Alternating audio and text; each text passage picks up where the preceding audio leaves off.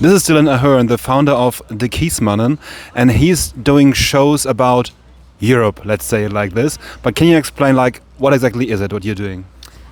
Yeah, that's perfectly correct. So we organize these big election shows for hundreds of people, both about Europe, but also about national elections, about city elections, where we, within 1.5 hours, really try to inform and inspire young people to go out and vote and to get thinking about Europe, but not just in boring panel discussions or lectures or debates, but with music, satire, videos and arts to really get as many young people involved.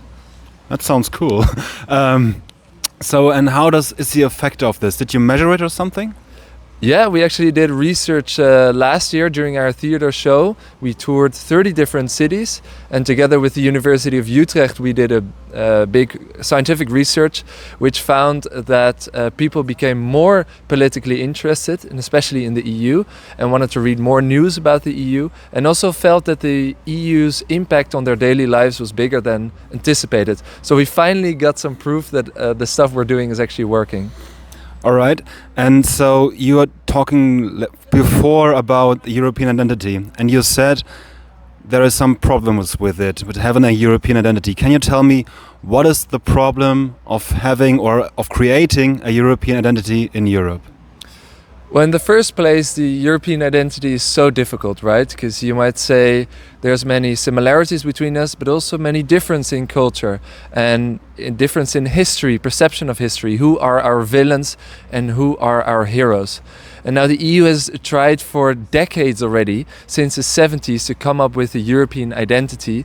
But the problem is what they're finding out now is that you cannot force upon a European identity upon someone. I cannot just tell you, you are European. Especially if you have a Dutch-Moroccan background or a French-Senegalese background.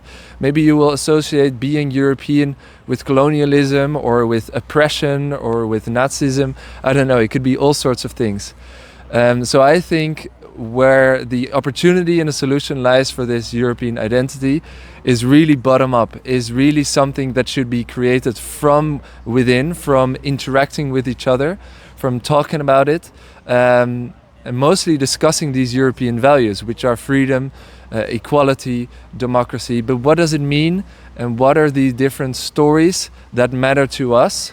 And I think only in that search that search for a European identity, that actually will help us bringing together. We may never find it, we may never know what the real European is, but I think it's that collective process of trying to find it is what will bring us together as Europeans. All right, but then on the other hand, isn't colonialism a part of being European, as having the Auschwitz history for German, being a part of German as well as European, maybe slavery and all of this? Doesn't this is a part of being a European as well?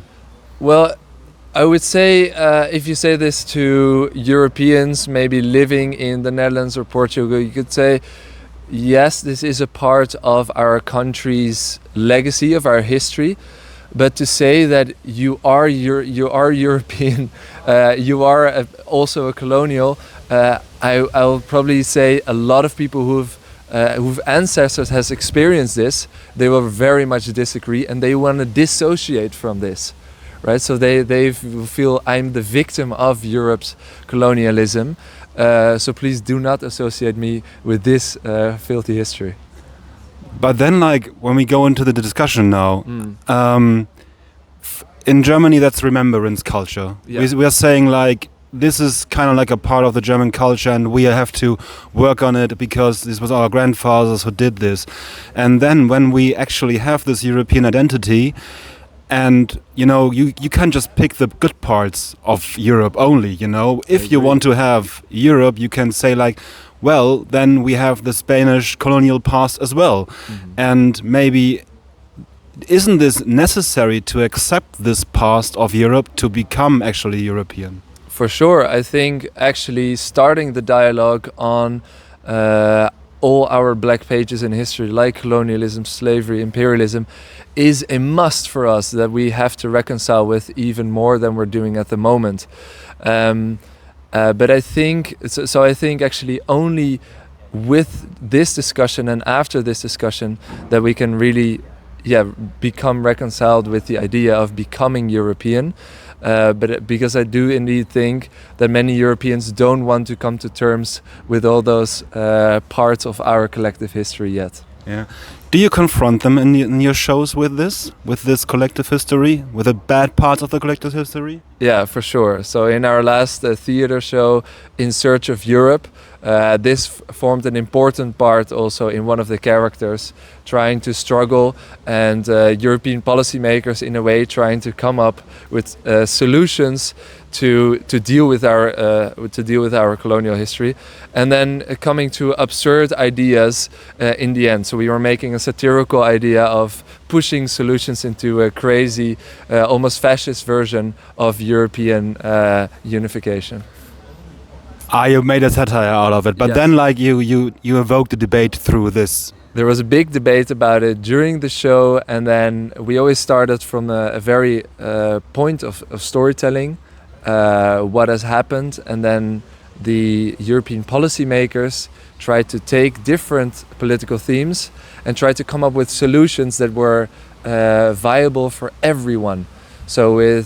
But we made a big satire out of it, because getting Brussels bureaucrats to come up with solutions that everybody will be happy with in Europe, that's almost an impossible thing to do. That's an impossible thing to do, I would say. Yeah. Okay. How many people go to your shows? Like, how many people are there?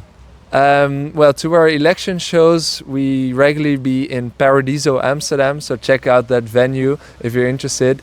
And that's often packed with 600 people, sold out. But we've also been to other theaters, and we also presented the European Youth event in the European Parliament. So maybe some of your viewers have also seen that event.